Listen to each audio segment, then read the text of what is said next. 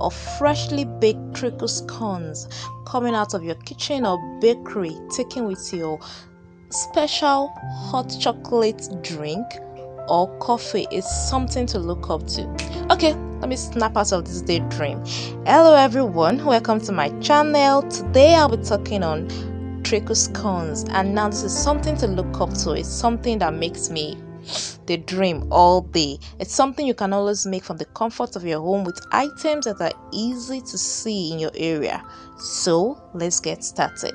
If you're new to my channel, please remember to subscribe and hit the notification bell to be notified of my recipe every week.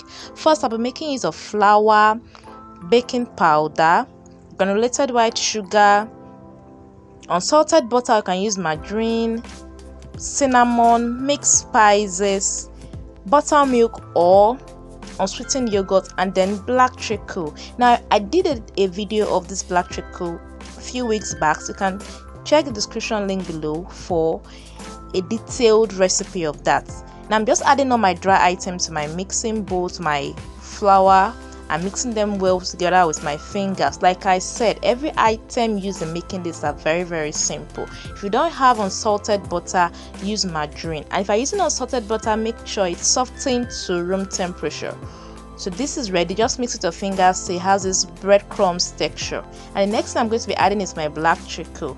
Check the description box below or the card or link above this video for how to make your own. Black treacle at home is very simple. Now I mix this well with my fingers, and then I'm going to be adding a little of my buttermilk, or you could use unsweetened yogurt or sour cream, just a little, about a tablespoon. I'm not going to use the whole buttermilk in your recipe. I'm just going to mix this up gently. We are making scones that don't need to be worked on. The dough doesn't need to be worked on roughly, just gently.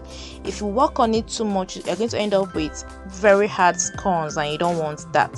So I'm just mixing this up well, and like I said, gently till it forms a non-sticky dough, just like this. And this is perfect. You see, I didn't use up my whole buttermilk.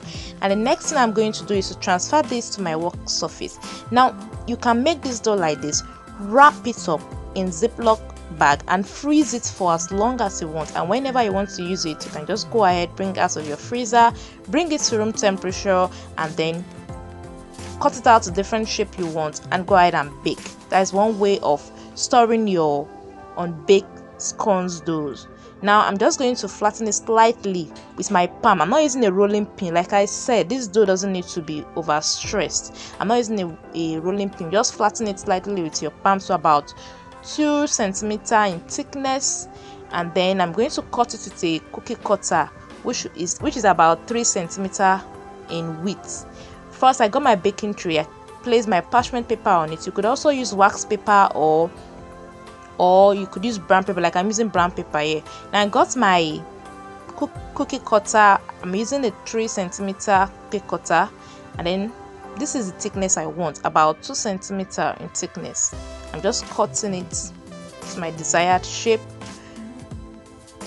just like this. Like I said, it's very simple. Now you can cut your scones like this, or you mold it in your palm, cut into smaller balls, mold it in your palm, flatten it a little, and place on your baking tray. Any of the method is easy. So after cutting like this, if you don't want to bake it, you can go ahead and keep it in your freezer. Wrap it up very well, keep it in your freezer to when you need it. It's very simple. Please check the description box below for a link to the detailed recipe. Now after I've done this, I'm going to wrap this up, and I'm going to keep it in my freezer for 15 minutes. If you're using a fridge, keep it there for 30 minutes. This is to prevent the scones from spreading while baking. Between that 15 minutes, I already preheated my oven, so my oven is already preheated, and now I'm going to bake. If you are still watching, it means you enjoyed the video. Please subscribe.